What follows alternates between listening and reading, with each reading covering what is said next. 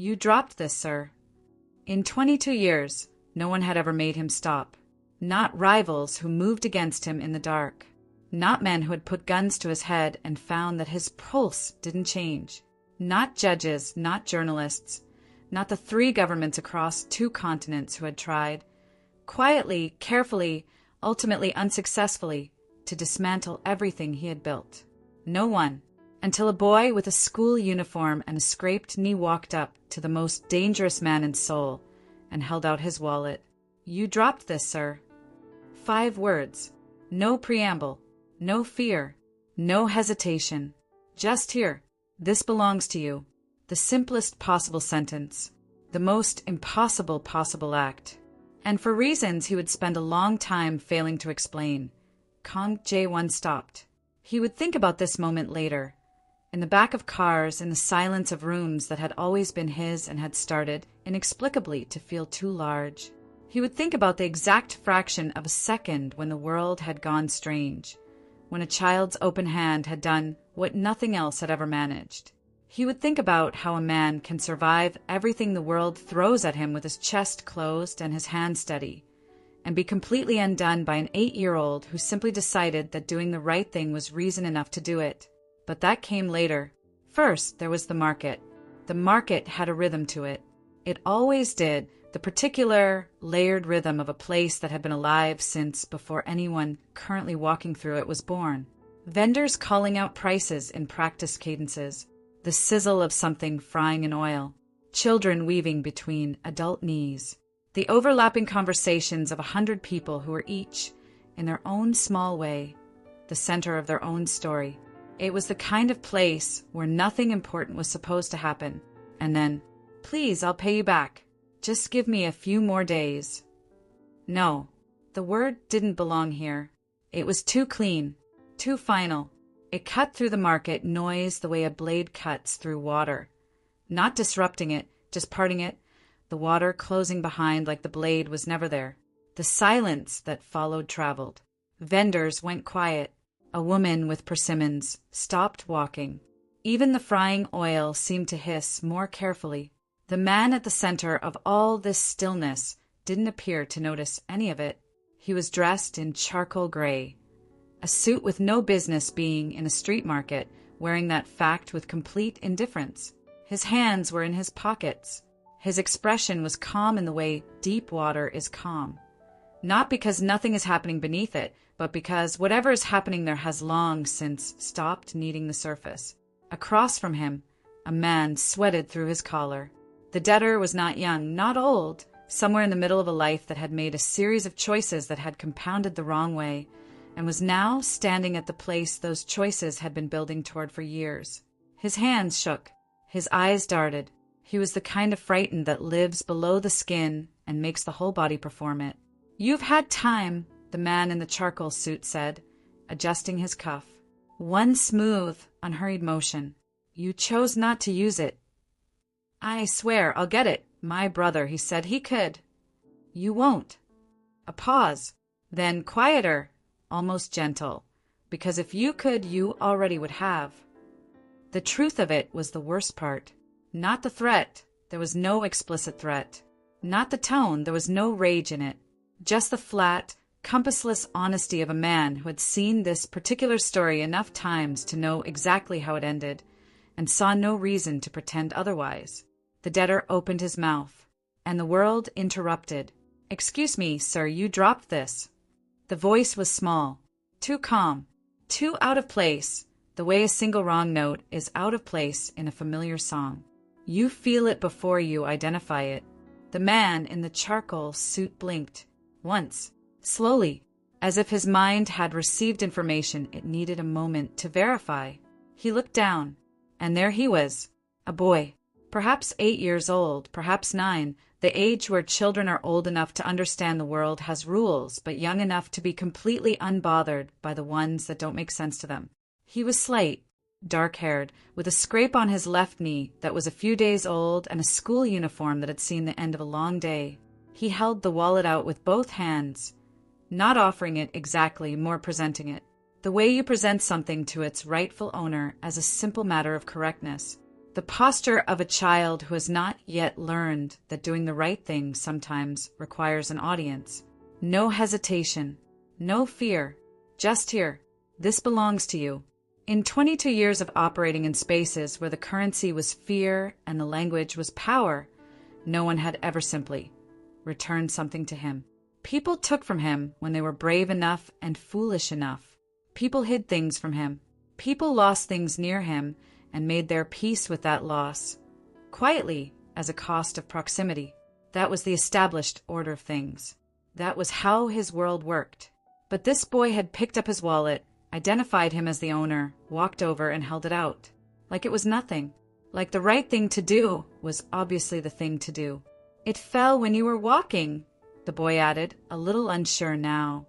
Not frightened, but the uncertainty of someone who has done the right thing and is wondering if the right thing is being received correctly. I didn't want someone else to take it. The man said nothing. For a moment that stretched well past comfortable, he simply looked at the boy.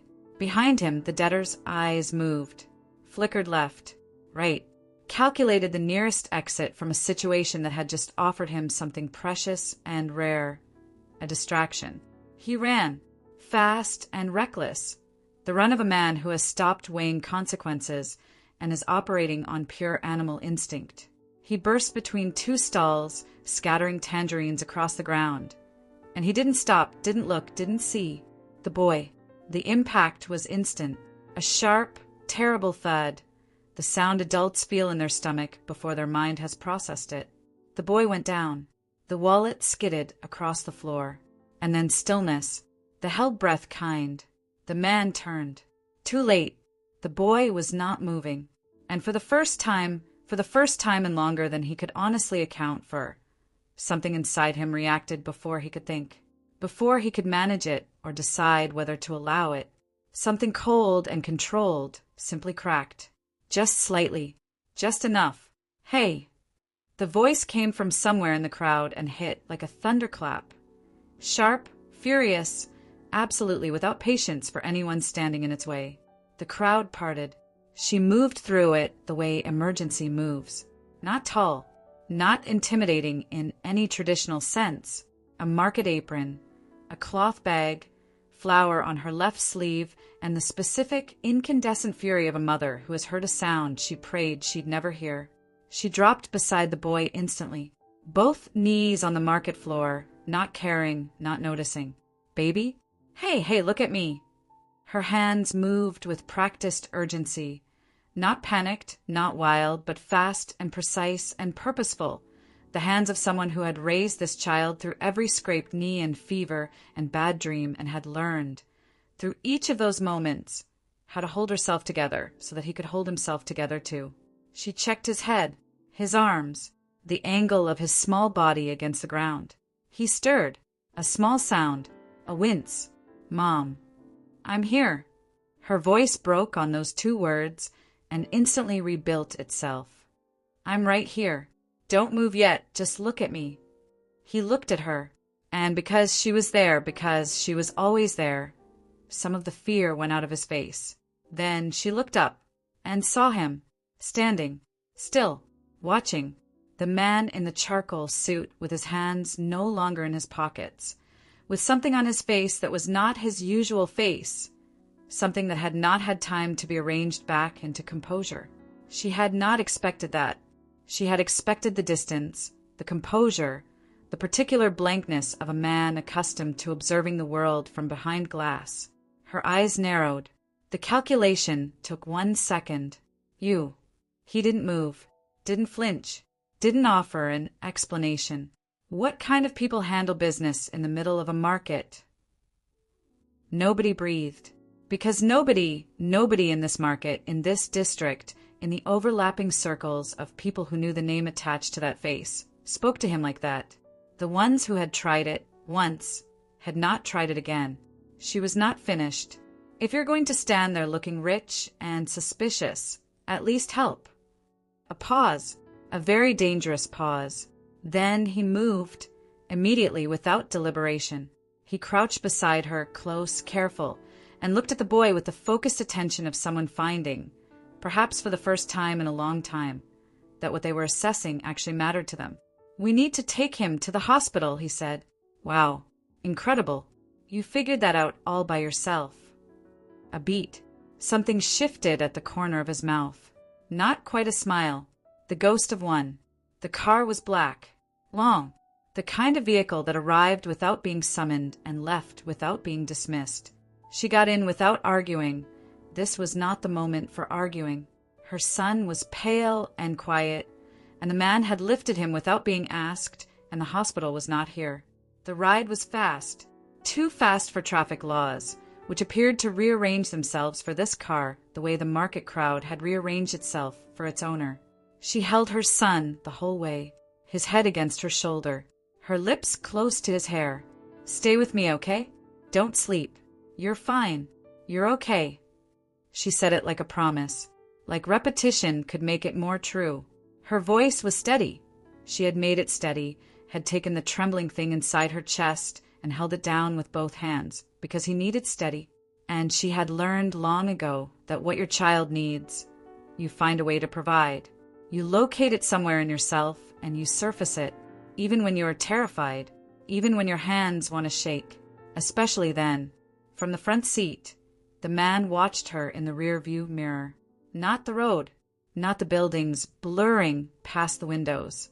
Her, the way she held the boy, the way she spoke to him, the careful, ferocious love of it.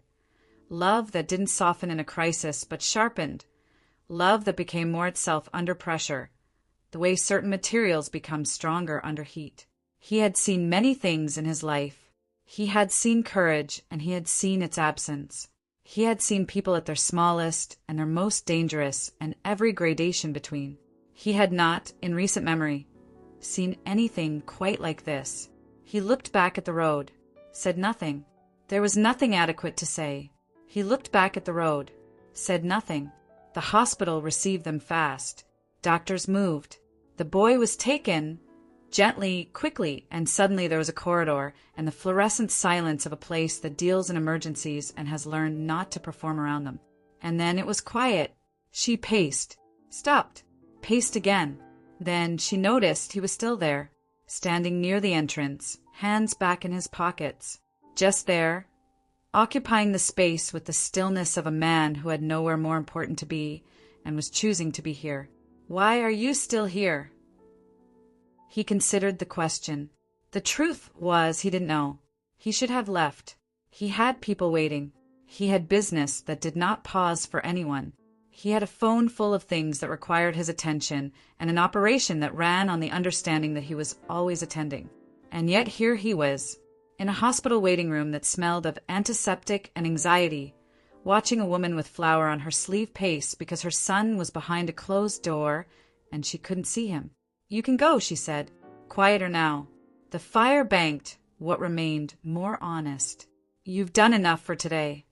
He didn't take the exit.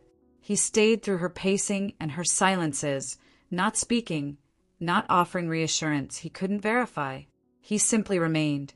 It was, she would think later, one of the stranger comforts she had ever been given. The doctor came.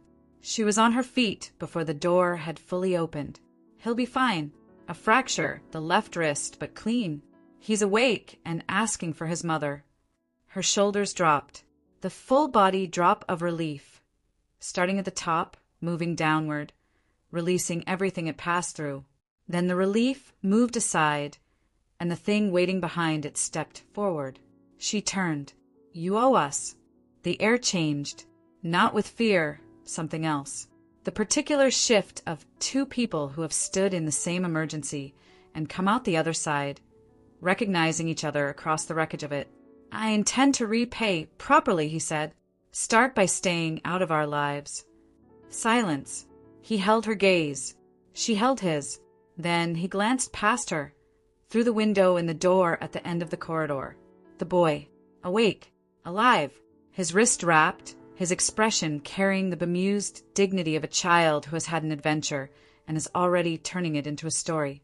The man looked at him for a long moment. Something settled in his chest. Quiet, heavy, the weight of something that has arrived without an invitation and has no intention of leaving simply because it isn't convenient. That, he said softly, his voice different, lower, without its usual architecture of control, won't be possible. Excuse me. But he was already walking away, unhurried, decided. She stared after him, then looked back at the door. Behind it, her son was alive and asking for her. He had a fractured wrist and a story to tell, and had earlier today picked up a wallet that didn't belong to him and handed it back, because that was who he was, because she had raised him to be that, because goodness, she had always believed, was not a weakness. She didn't know yet what those words meant. She only knew that the coldest man in the city had just walked away from her, and that walking away felt less like an ending and more like the very deliberate beginning of something she had not asked for. She pushed through the door. Mom. I'm here. She crossed the room and took his uninjured hand in both of hers. I'm right here. He leaned into her, the way he always had. I gave the man his wallet back, he said. A little proud, a little tired. He dropped it. Someone else might have taken it. I know, baby. She pressed her lips to the top of his head, held them there, closed her eyes, felt his small weight against her side, the familiar warmth of him, the specific and irreplaceable fact of his existence. Outside the window, somewhere in the city below, a black car moved through traffic, and for the first time in a very long time, the coldest man in the city sat in the back of it with his recovered wallet in his hand, thinking about a boy who had simply decided that doing the right thing was reason enough to do it. No fear, no hesitation, no calculation, just a child who saw something that did not belong where it was and put it back. You dropped this, sir. 5 words. That was all it had taken. The man closed his eyes and felt, for the first time and longer than he could remember, something. The first time he came back, she thought it was a mistake. Not his mistake. Men like him didn't make mistakes, or if they did, they were the kind that happened to other people. She meant a mistake of reality, a glitch in the logic of her life, which had been operating for years on the reasonable assumption that men who scared entire city blocks did not show up in pediatric wards with their hands in their pockets, asking after small boys with fractured wrists. And yet, he stood at the hospital room door like he belonged there, like the doorframe had been built to his measurements, like the fact that she had told him, clearly with words in a well-lit corridor, to stay away had been filed somewhere and would be responded to in due course. She didn't look up from the orange she was peeling. Jaiwin was asleep. The room smelled of antiseptic and citrus she'd brought because he'd asked for it, and she had learned long ago that you bring your child what he asks for when he is hurting, always. If you're here to cause more problems, the exit is behind you. He walked in anyway. Of course he did. I came to check on him. Doctors exist for that. He walked past her, stopped at the side of the bed. Jaiwin looked up and smiled, not the polite smile for strangers, but the real one, the wide, unguarded smile of a child recognizing someone they have already decided belongs in their life. That was the first crack. In what, exactly? She wasn't ready to examine. She filed it away, the way she filed things that required attention she didn't have time for yet. In the back somewhere, to be reviewed later, in the specific folder she kept for things that might matter and couldn't be dealt with right now. You came back. The man paused. Just a second, just long enough to be visible, just long enough for her to catch it from across the room. This fractional interruption in his composure that he didn't have time to manage. Yes. Jaiwin shifted against his pillow, wincing as the cast bumped the rail, a wince he tried to hide, because he didn't like worrying her. She had noticed this years ago, and it had broken a small piece of her heart, so quietly she hadn't realized until later. I thought you wouldn't. Those 4 words rearranged themselves in the room, said simply, the way Jaiwin said everything, with the directness of a child who had not yet learned that honesty could be a weapon and therefore wielded it only as information. Not an accusation, not a test, just the truth of what he had expected. And the truth of what he had expected said everything about what he was used to. She watched the man's jaw tighten, almost invisible. Almost. Don't get used to it, she said. He doesn't make repeat appearances. Why? The boy asked. She didn't answer. Because the answer was, because people like him don't stay, because I have watched you look at the door enough times in your short life and I will not watch it again. Because I'm busy. Jaiwin considered this with the gravity of a judge, nodded slowly. Okay, but you can still come sometimes. A pause, the kind with weight in it. Then, softly, the way children say the things that detonate. Appa. The room froze, not dramatically, just the specific, private freezing of three people when one word has landed and all three feel its weight differently. What did you just say? Jaiwin looked between them. He feels like one. She had spent 8 years learning the topography of her son's words. She knew when he was performing and when he was simply reporting. This was reporting, Jaiwin identifying something in a man he had known for 3 days that matched a shape in himself. A shape that had been empty for a very long time, and naming it without ceremony, because to him the naming was the logical conclusion of the observation. The man hadn't moved, hadn't flinched. He stood absorbing a word that did not belong to him, as though his body didn't know what to do with it and had decided, for now, to simply hold it. No, don't start that. She stood. He's not your father. He's just someone who doesn't listen. You talk too much, and you show up uninvited. We all have our problems. Jaiwin giggled. The sound, bright, unbothered, completely uninterested in the atmosphere it was interrupting, did something to the room that all the careful management in the world couldn't have achieved. The tension didn't disappear. It just shifted, made space, and somehow that was enough to let them all breathe again.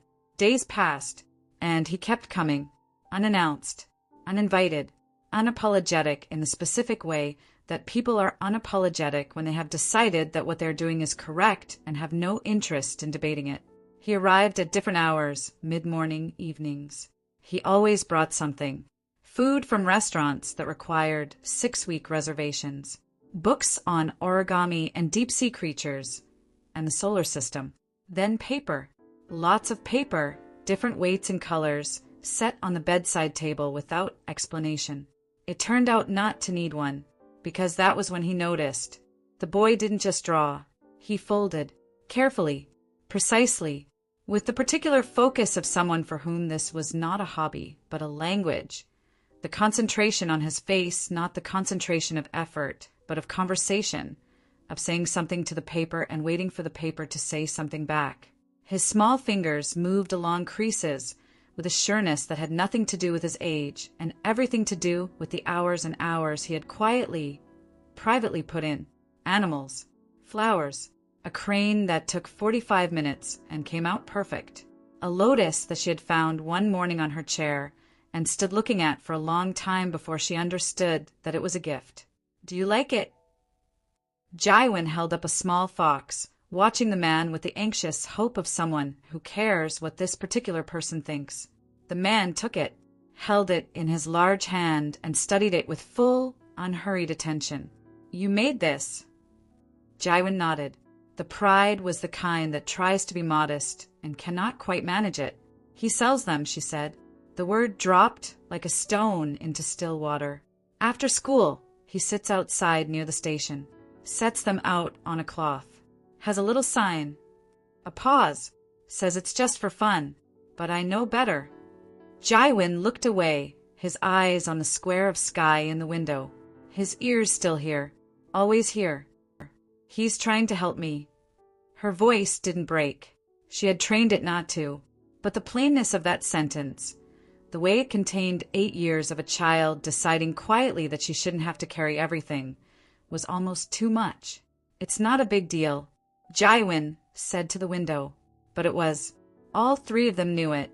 Only one was pretending otherwise. The man looked down at the paper fox in his hand, and then he was somewhere else. Not in a hospital room with warm amber light and the smell of antiseptic and citrus.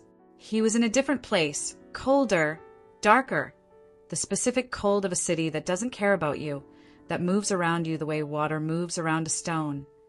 Indifferently without malice, which is somehow worse than malice because it doesn't even see you enough to wish you harm.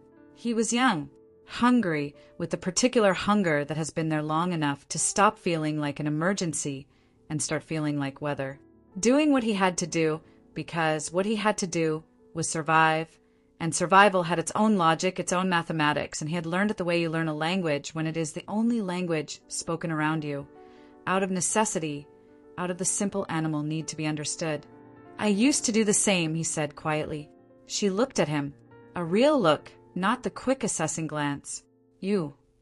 Different method. Same reason. Something shifted between them. Not attraction. Not yet or not named yet, which was not the same thing. Understanding. The specific, uncomfortable intimacy of recognizing yourself in someone you had not expected to recognize yourself in. Of having a wall you've built carefully, brick by careful brick, develop a crack, not from force but from resonance, from the particular frequency of a shared thing. She looked at him. He looked at the fox. Jaiwin looked at both of them and said nothing, which meant he saw everything. Later that evening, she caught him watching her. Not the way men sometimes watched her, assessing, measuring, deciding. The way you watch something you're trying to understand. Like she was a text in a language he was fluent in, but that had just produced a sentence he hadn't encountered before. You're strong. Don't start. I don't do compliments. It wasn't a compliment. Then keep it. He almost smiled. The almost smile she was beginning, against her better judgment, to look for. She turned away first, because looking at him for too long had started to feel like standing too close to a fire. Not dangerous yet, not burning, but warm enough that you become aware of the warmth, which is the first step toward wanting it, which is the step she had no intention of taking. The next day, he didn't come. Jaiwin waited with the patience of a child who has practice at it, the quiet, dignified patience of someone who has learned that making your waiting visible only makes the people you love feel guilty. So you carry it privately, where it doesn't inconvenience anyone. She saw it anyway. She always saw it. He sat with his origami paper, folded and unfolded the same crane 4 times, looked at the door between folds. The 5th time he looked, he held the gaze a little longer, then looked back at his hands. He's not coming, is he? He's busy. Jaiwin nodded slowly. His eyes dropped to the paper crane. He smoothed one wing with his thumb, a small, careful motion, almost tender. And there it was, the look she had spent 8 years trying to protect him from and never quite managed. Not sadness, not anger, something older. The expression of a child who has learned to hold hope loosely, because held loosely is how it hurts, less when it leaves. I expected this. That was what the look said, every time. And that single quiet sentence, never spoken, written on her son's face, was the thing she could not forgive. Not yet. Possibly not ever. That night, Jaiwin had been discharged. She brought him home, made dinner, told herself the tightness in her chest was tiredness. When he asked to go to the station, she said no, then looked at his face and said fine an hour and stayed close where he couldn't see her, but she could see him. He laid out his cloth, set out his pieces, the fox, 3 cranes, a rabbit with ears that took a particular fold she had watched him practice for weeks. He arranged them with the seriousness of a professional, adjusted the sign, handwritten, slightly crooked, and sat cross-legged behind them with the cast propped in his lap and waited. He had done this before, many times. She knew the posture, back straight, hands in his lap, face composed, ready to be seen, ready if someone didn't stop, to simply wait until someone did. She watched from a distance. The tightness in her chest had a different name, she realized. It was not tiredness. It was the specific grief of watching your child be braver than you raised them to need to be. Of watching a child who should be doing what children do, playing, arguing, making noise, sit quietly behind a little cloth with a sign and wait for someone to stop and see his work. Then a man approached. Not a customer. Customers moved with the loose ease of people with time and mild curiosity. This man moved with purpose, eyes not on the origami, but on the boy. Hey, you. Have you seen him? The man leaned closer. The man you were with that day. The air changed. She felt it from 20 meters away. The shift in the atmosphere. Something moving through the street, like a current. She was already moving before she had fully decided to. Jaiwin took a step back. Then a voice. Cold. Final. The voice of a man who doesn't need volume because what's underneath his words is already loud enough. Step away from him. The man froze, performed his rapid internal calculation, and left. Not quickly enough to be a run. Too quickly to be a choice. The walk of someone who has decided the thing they wanted is no longer worth the cost of wanting it. She arrived at Jaiwin's side, her hand on his shoulder, her eyes on the man standing in the pool of lamplight with his hands in his pockets and his face completely still. He hadn't called anyone, hadn't made a scene, hadn't done anything except say 4 words in that particular voice and let the words do what they did. She stared at him. She waited until Jaiwin was collecting his things, then stepped close. This is what I meant. Stay away from us. You bring danger. He stepped closer, not aggressive, just closing the distance the way he did when he wanted something to land as real. And yet, he said quietly, I'm the one who keeps showing up when you need help. Her breath caught, because it was true. She despised that it was true, that this dangerous, uninvited man had been present at every moment that required presence. The market, the hospital, here, while the ones who should have been present were absent in the specific, permanent way of people who chose other things. We don't need you. That's not what your son thinks. That hit. She looked away at Jaiwin, carefully wrapping his fox in cloth despite the cast. She searched for an answer and found nothing, because every argument she had required premises that weren't holding anymore. Jaiwin saw him before she did. Children always did. They operated closer to the ground of things, less filtered, more immediate. He looked up from his cloth, and his face did what it did, that complete and helpless transformation, and then he was moving, one arm and all. He ran across the small distance between them and wrapped himself around the man the way children wrap themselves around the things they have decided are theirs, completely without reservation, with the full committed weight of someone who has made up their mind and sees no reason to do anything by half. The cast pressed into the man's side. He didn't flinch. His arms came up, around the boy. Slowly, the way things happen when they're happening for the first time and the person they're happening to doesn't quite have the vocabulary for it yet, but closes the distance anyway, because the body knows what the words don't. You came back. Then, quieter, the word that had been said once in a hospital room and had never quite left. Appa. Silence. The man closed his eyes. Just 1 second. The second of a person receiving something that bypasses every wall and every careful architecture of distance and lands directly in the undefended place. He opened his eyes and looked at her.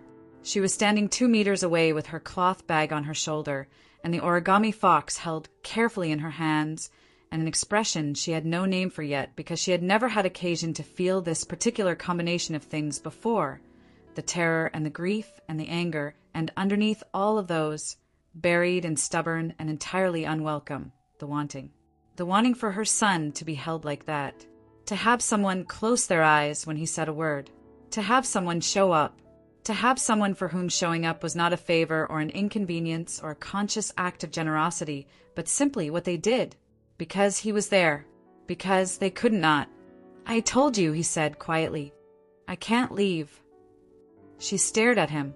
Her son's arms were still around him. His cast a pale stripe against the dark jacket. The station moved and breathed around them, and she stood in the middle of it, holding a paper fox and feeling the ground of her certainty shift in the way it shifts when something true has arrived and the only choice remaining is what to do about it. Conflicted, frustrated, shaken in a way she hadn't been shaken in a very long time, since before she had learned to be the person who did the shaking and not the one who got shaken. And something else. Something she pressed down immediately, firmly with both hands. Something she was absolutely not ready to name. But that was there, standing in the lamplight, quiet and patient, like a man who had already said I can't leave and meant it. Already there. Appa. The word hit the room before he finished stepping into it. He had been coming long enough now that the hallway was familiar. Its smell, the amber stripe of afternoon light, the sound the door made. He had not noticed himself memorizing these things. He had noticed, one evening on the drive home, that he already had.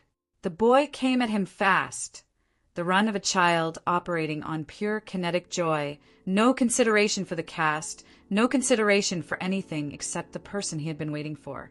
He caught him, instinctively, both arms coming up before thought arrived, before the calculation of should I or how, or what does this mean? Just the body doing what bodies do when something moves toward them that they have quietly, without announcement, decided to protect. Like it was natural, like it had always been this way. Careful. But the boy just laughed. You came back again. Again. The word sat in the room longer than it should. Not because it was remarkable. It was the simplest word in the sentence, factually accurate, unadorned. But because of what it contained. Again meant not the first time, not a surprise. Again meant, I have come to expect this. Again meant, you are no longer an event in my life, but a pattern in it, and patterns become the shape of things, and the shape of things becomes what we call home. He stood there with the boy's good arm around his neck and felt the weight of that word settle into his chest. That was dangerous. He knew it. He knew it the way you know a current is strong, not from a sign, not from a warning, but from the feeling of your feet on the riverbed shifting. He had not come here to become someone's pattern. He had come because he could not seem to stop coming, which was a different thing, and not a thing he had examined too closely yet. She was by the window, arms crossed, watching, her eyes moving between him and her son with the careful, continuous assessment of a woman who has learned to read situations the way some people read weather. By feel, by pressure, by the small signs that arrive before the obvious ones. But this time, and this was the thing that unsettled him more than her anger ever had, she wasn't angry. That was worse. Anger, he understood. Anger had a logic, a direction, a clear declaration of where it stood. This was something else entirely. This was the particular stillness of a woman who has stopped reacting and started considering, which meant the walls were not down, but the question of the walls had been opened, and open questions were infinitely more dangerous than closed ones. She was thinking, and thinking meant she was starting to feel, and feeling in a woman like her was the most dangerous thing of all. You're becoming a habit, she said. I don't repeat mistakes. So I'm a mistake now. He turned and walked toward her. One step, two, close, too close, in the way he was always too close. You talk too much. Her chin lifted, the specific lift of a woman who will not be looked down at. And you don't talk enough. The tension shifted, not sharp like before when everything between them had the quality of flint striking. This was different, heavier, the shift from friction to gravity. Maybe I just don't say things that don't matter. Her breath hitched, the almost invisible hitch she had been unable to prevent since the beginning. And what matters, she asked. A beat. His eyes moved, not to her face, lower, briefly, the tell of a man managing himself with effort, then back up. You don't want me to answer that. She felt that in places she had sealed off. In places she had sealed off carefully and deliberately and with good reason, places that had been closed so long she had half convinced herself they no longer existed, that she had simply edited them out. Practical, necessary. She was a mother first, and everything else was a luxury she had decided not to afford. And then this man had looked at her like that and said those 7 words, and the sealed places cracked open like they had never been sealed at all. Try me.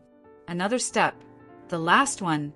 The one that made the distance not a distance anymore, but a decision.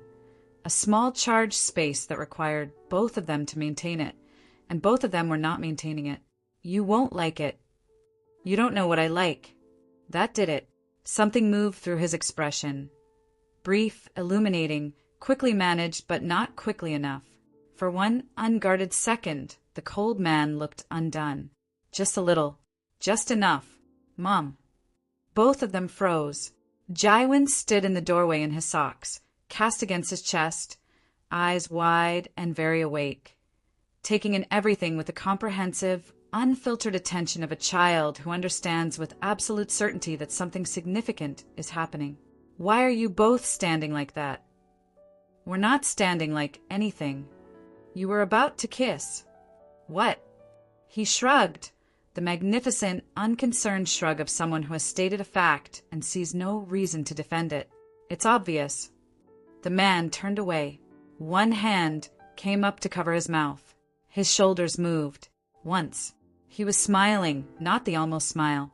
The real one, hidden behind his hand, directed at the wall, but real. She saw it, and that, the knowledge that she had now seen the real smile, that it existed and she had been given it, even sideways, did something she absolutely could not afford to examine right now. Go back to bed. Jaiwin looked between them, filing everything away. Okay. He walked back down the hall with the satisfied air of someone who has confirmed everything they suspected and considers the evening a success. The apartment went quiet. She stepped into the hallway. He was already there, leaning against the wall across from Jaiwin's door in the dim light. Not on his phone, not doing anything, just there, occupying the space with that stillness he had, the stillness of a man entirely comfortable with silence, because he has lived inside himself long enough to know it isn't empty. You don't sleep. Not much. That explains the attitude. He made a sound, not quite a laugh, something smaller, something that lived in the neighborhood of amusement. They stood for a moment in the comfortable, uncomfortable silence that had become the texture of everything between them. Why are you still here? She asked softly. This time it was different. Not the accusation from the hospital, not the warning from the station. Genuine. The question of a woman who has run out of armor and is asking because she actually wants the answer. He looked at her with full attention, the way he had looked at the paper fox, with the stillness of someone who has decided this deserves to be seen properly. Because when I leave, a pause, the pause of a man choosing words carefully, not because he is constructing something, but because he is trying to be accurate. It feels wrong. Her heart moved, not skipped, moved, rearranging itself around a new fact. He had walked through weeks of carefully built wall with 3 words. You barely know us. I know enough. And the terrible thing, the thing she pressed her back against the wall for, the thing she needed the wall for, was that he was right. He knew the important things. He knew her son folded paper animals to help with their rent and that she had never let Jaiwin see her cry about it. He knew that she brought citrus to a hospital at midnight because her boy had asked for it. He knew that she had stood in a market and shouted at the most dangerous man in the city without flinching. Not because she wasn't afraid, but because her son was on the ground and being afraid was simply not an option she had available.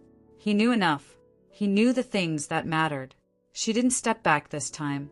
That was new.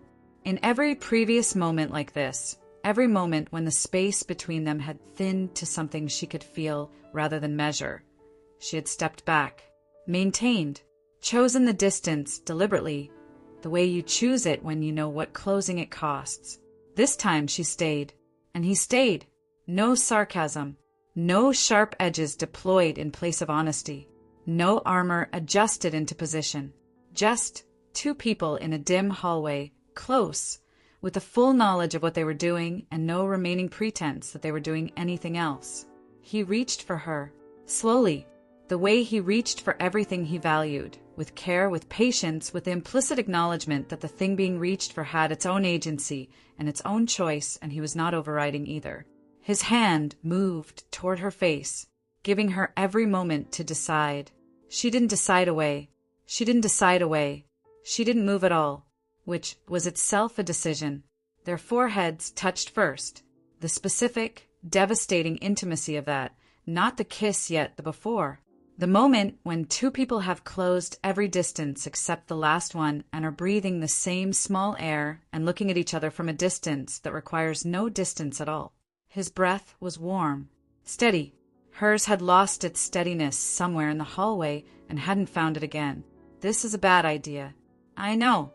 You're dangerous. I know. You don't belong in our lives. I know. Then softer, into the small remaining space between them. But I'm not leaving. That broke it. Completely and finally, not just the tension, but the last reason to keep holding it. The last wall. She pulled him in, her hand in the fabric of his shirt, pulling, and their mouths met. Not rushed, not wild, not the desperate collision of people who have been denied something and can no longer stand it. Something better than that. Slower, deeper. The kiss of two people who have been standing at the edge of this for weeks and have learned, in those weeks, something about each other that makes their arriving feel not like falling, but like finally. His hand found her waist. Firm. Steady. The same steadiness that was in everything he did, not rigid, but grounded. The steadiness of a man who has decided where he is and is entirely at peace with being there. Hers gripped his shirt, tighter than she intended, with the grip of someone who has let go of enough things in their life and is, right now, in this hallway in the dark, holding on. Not for him, for herself. Because this was real and she was in it and her hands needed something true to hold. The tension released. All of it, the market, the hospital, the station, every careful word and every moment she had stepped back and told herself it was the right thing. Released into this, into the warmth of his hands and the steadiness of him and the particular relief of a thing finally becoming what it had always been becoming.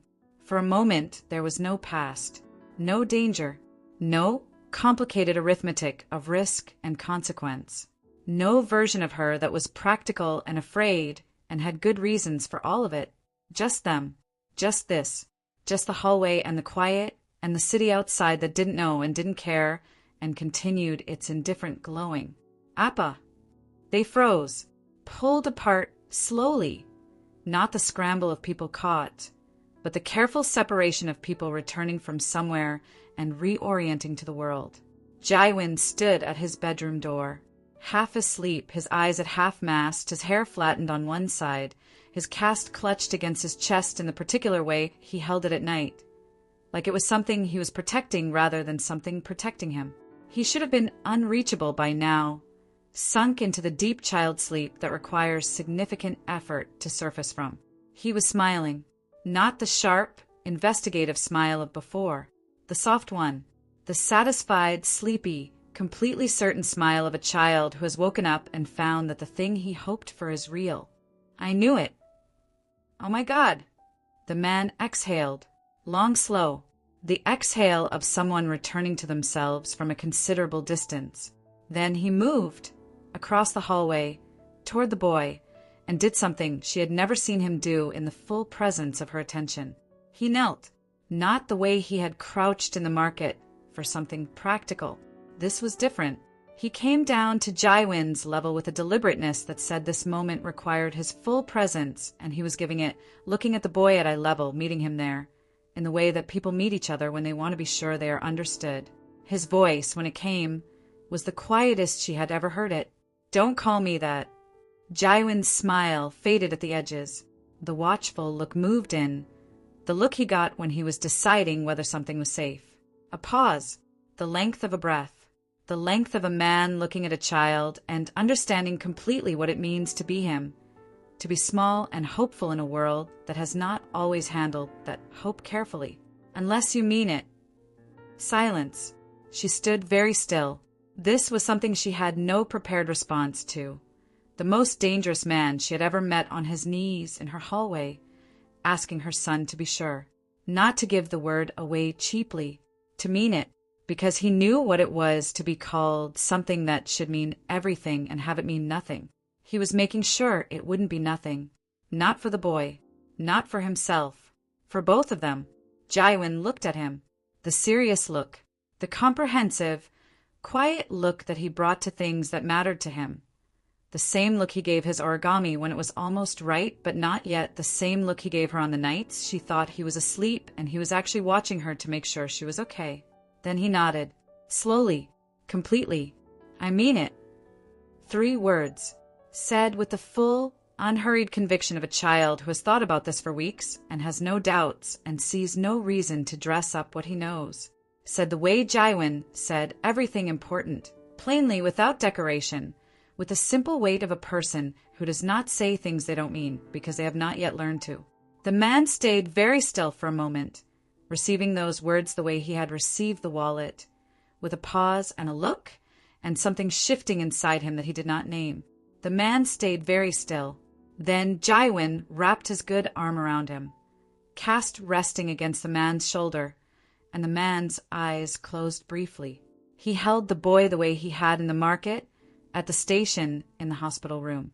The same hold every time, like something in him already knew the shape of it. She watched them, her son and the man she had told herself every day for weeks she was not going to trust. The man who had walked in through the worst possible door and not left, who had shown up every time she hadn't asked him to, and turned out to be, infuriatingly, exactly what he was there for. She watched her son's face, the ease of it, the complete, settled ease of a boy who has been looking for a shape and has found one that fits. And she felt something move through her, not the unnamed thing she had been pressing down. This was different, older, the thing that had been waiting underneath all the anger and the practicality and the very reasonable caution. The grief of watching your child need something you cannot be for him, the desperate, aching hope that something will arrive to fill what you cannot fill, and the terrifying, fragile relief when it does. She walked closer, slowly, without the performance of reluctance she might have brought to this a week ago, a day ago, an hour ago, before the hallway and the kiss and the kneeling and the 3 words. The man looked up at her from the floor, her son's arm around his neck, and there was nothing managed in it. Just him, just the question of her, patient and open and entirely without pressure. If you hurt him. She didn't finish. The sentence finished itself in the air between them. I won't. 2 words, no elaboration, no promise decorated with conditions or softened with qualifications. Just the flat, clean certainty of a man who does not say things he doesn't mean and has said this. Then, quieter, I know what it feels like to be him. That was enough. That was everything. Because it wasn't a promise about the future. Promises about the future are easy. They cost nothing yet. This was something harder, an acknowledgement of the past, of what the boy carried, of what the absence of this particular shape in a child's life does to them, how they learn to fold it away like paper, make something useful and beautiful out of the space where it should have been. He knew, because he had been him. He knew, because he had been him. She stood beside them. For the first time, she did not leave space. Jaiwin looked up at her from the circle of the man's arms, eyes soft and sleepy and entirely, completely at peace. Are we a family now? The question floated in the hallway. She looked at the man. He looked at her. The same look they had exchanged across the market, across the hospital corridor, across the station lamplight, but different now, lighter. The look that has stopped pretending it is something other than what it is. The look of 2 people who have arrived somewhere together and are finally willing to name it. She exhaled, slowly, completely, and for the first time in a very long time, the exhale had nothing held in it. No weight, no bracing, just air released because the thing she had been bracing for had arrived, and it was not what she feared. It was not danger. It was not loss. It was not the particular, familiar grief of something beautiful collapsing on schedule. It was this, a hallway and a boy with a cast and a man on his knees who had asked to be meant. It was enough. It was everything. The most complicated road she had ever walked, arriving here. A hallway, a child. A man who had simply refused to leave. Yeah, baby, she said softly. We are. End.